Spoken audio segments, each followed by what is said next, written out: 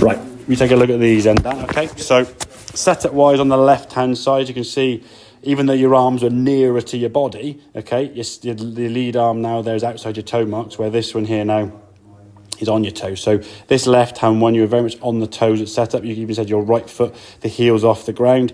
As you swung back, you actually went back into that heel there. Now, using your sort of forehead there as the guide on top of the sort of horizon here, you can see how much you're dropping down. So you're too close to start with, weight on the toes, and then you're shrinking the gap now in the backswing, getting nearer to the golf ball, okay, which is going to result in probably you fatting it or shanking it, unless you now do some sort of adjustment. In this case, you didn't adjust enough. You can almost see yourself trying to sort of pull up out of the way to try and do what you can, but unfortunately the club's coming through, hitting the ground early and fatting. And again, through the wind you've been playing in now, not going to be ideal, okay? So if we watch the swing here now, say your forehead doesn't really move down quite so much. It moves a little bit, but the top of your forehead now sort of stays above the horizon there.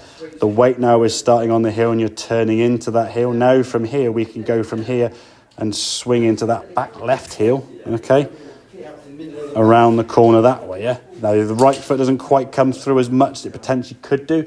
In the past, it couldn't because you were falling forward, so you had to kind of keep the heel back would kind of stop things from going forward. So once you feel more comfortable with the club kind of swinging around the corner this way and getting into the golf ball with a much more balanced position, that position at the top, that looks pretty good. You rotate around there nicely. This could just move a little bit more in fairness, okay? Yeah. Obviously with this one here now, when you were coming to the golf ball, your shaft was moving out towards the golf ball, your weight had gone forward. If you tried to rotate, you can sort of see you're trying to rotate there and your right foot goes, nope, I'm going to sort of hang back because I'm losing some balance, and it sort of just goes, just sort of put the foot in the ground, sort of just like hang things back. And you probably weren't aware you were doing that. No. But your body's going to react in such a way to try and see what it needs to do to stop basically falling over. If someone says, okay, just start falling backwards this way, you're going to put your foot back to support yourself, yeah? Or you'll do something. So throughout all your swing there, you were sort of trying to counterbalance all the time, which made it tough then to obviously strike the golf ball. Invariably, you said you were catching the golf ball fat, hitting the ground early, and then you'd make these little adjustments now, pulling the arms in, tucking things up, just trying to miss the ground. Yeah? So now you're making a swing where you're rotating better in the backswing. Yes, there's a bit of a drop there slightly, but it's only a lot less than when it was, okay? I think in terms of practice, again, at home or on the course, whatever, make some swings where you swing back and just feel that foot lifting off the ground, so you turn into that right heel, yeah? Get the sensation of turning and keeping the height, keeping your head up, not trying to keep your head down and drop into the golf ball, okay? Keep the head up as tall as you can there, so when you come back in the golf ball, you've maintained some element of distance you had to start with. Yeah. Your arms have got somewhere to go, yeah? And then the golf swing, as I say, at the back, so we turn to the right heel, follow through, we're going to rotate round to that left heel, yeah? That's where you got to try and get to, whereas before you were going on, I mean, even on there, you look like you're really kind of forward, like in a sort of or downhill steer kind of position, which might feel athletic in some regard, but in terms of the ability to rotate now, it's very difficult. And then when you go to the golf ball, just hitting the ground behind the ball, as you said. So okay, does that kind of make sense then? Yeah.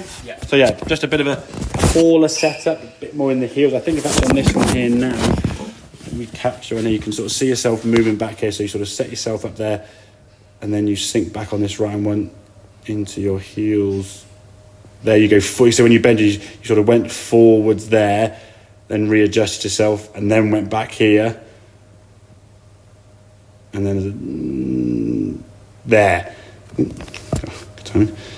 So that movement there, just before you hit the golf ball, okay? So you would want to be here, and then you just go and sink back, yeah? So your legs and your quads and your hips are kind of going backwards there. That movement there just gets you back into the sort of, basically there in the arch of your feet there. So now you can rotate a lot more easily into that right heel, okay? So that little tiny movement back, only subtle, but as we know though, Dan, it's going to be subtle from there to there is subtle, yeah? Hitting the ground here or here, it's a small little movement, yeah? So it doesn't need to be a lot, but just be aware of sort of positions. Okay, mate? Sorry. Got it.